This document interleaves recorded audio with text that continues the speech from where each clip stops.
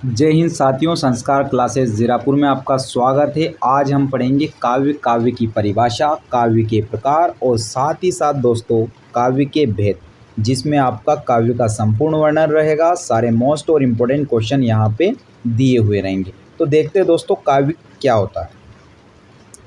काव्य होता है दोस्तों छंदबद्ध रचना काव्य कहलाती है। आचार्य विश्वनाथ ने काव्य को परिभाषित करते हुए कहा है, रसात्मक वाक्यम काव्यम, अर्थात रस युक्त वाक्य ही काव्य कहलाता है। तो दोस्तों ये हुआ आपका काव्य की परिभाषा।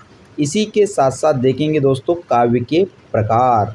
तो दोस्तों काव्य के दो प्रकार होते हैं, दोनों प्रकार, जिसमें आपका होता है पहला दृश्य काव्य, दूसरा होता है आपका श्रव्य काव्य।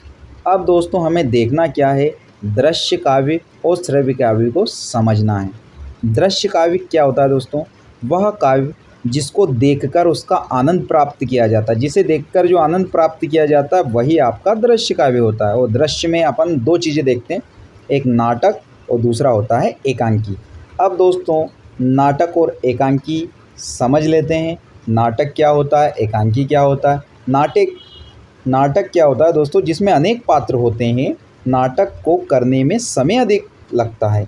उसी का विपरीत हम देखते हैं एकांकी, जिसमें मात्र एक व्यक्ति होता है, उस एक व्यक्ति के माध्यम से अभिनय किया जाता है। एकांकी में एक पात्र होता है, एकांकी को करने में कम से कम समय लगता है। तो दोस्तों ये हुआ आपका नाटक और एकांकी का बहुत ही बेहतरीन आंसर और जो बहुत ही मोस्ट है। इसी के बाद श्रव्य काव्य को देखते हैं।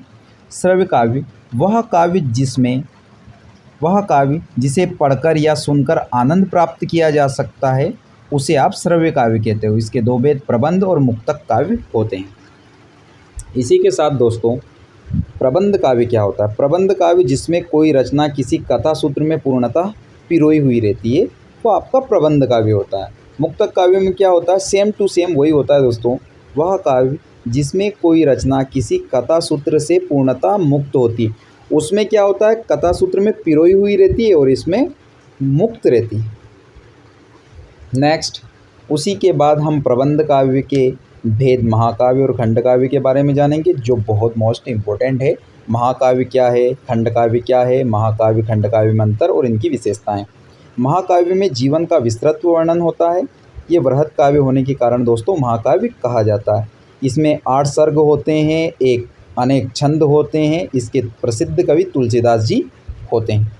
इसी के बाद देखते हैं दोस्तों खंड काव्य। खंड काव्य में केवल व्यक्ति के एक खंड का वर्णन किया जाता है, इसलिए इसको खंड काव्य कहा जाता है।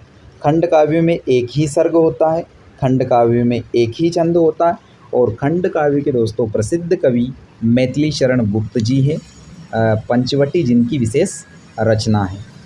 तो ये हुआ दोस्तों आपका महाकाव्य और खंड काव्य में बेहतरीन आंसर।